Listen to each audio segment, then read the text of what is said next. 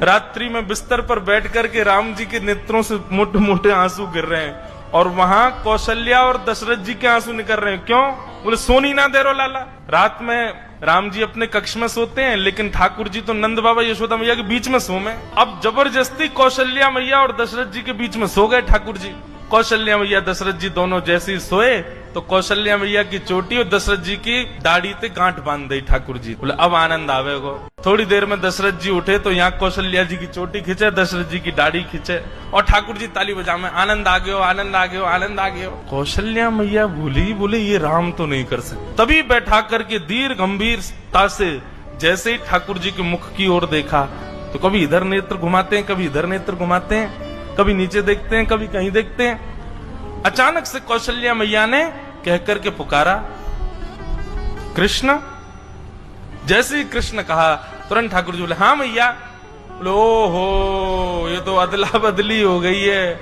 अरे ये हमारे राघव जी नहीं है, ये तो उनके लाला आ गए, ये गोपाल जी आ गए हमारे संग। और वहां दीर्घ गंभीर ठाकुर जी चुपचाप बिस्तर पर बैठे हैं। यशोदा मैया और नंद बाबा दोनों पकड़ पकड़ करके बीच में सुबह में फिर उठ के चले जाए, बीच में सोना आता ही नहीं उनको। यहाँ यशोदा मैया बोली, बोले लाला इतना गंभीर तो कभी ना रहे। जैसे ही नेत्रों में झांक करके देखा तो दीर था, गंभीर था, बिल्कुल एक निष्ठ था, मानो जैसे कितनी गहराई हो भी। यहाँ यशोदा मैया ने पुकारा राघव। जी माँ। आहा राघव सुनते यशोदा मैया घबरा गई बेचारी।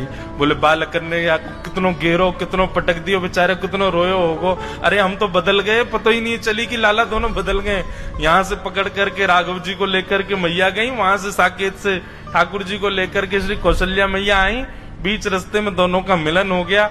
खूब हंसी, दोनों गले से लगा ली। बोले दोनों में पता ही नहीं चली। बोले भैया,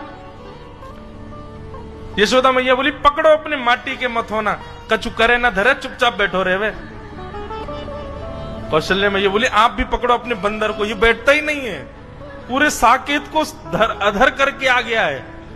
दशरथ जी की सफेद दाढ़ी पीली पड़ गई है, पूरे पे कड़ी लगा दी है।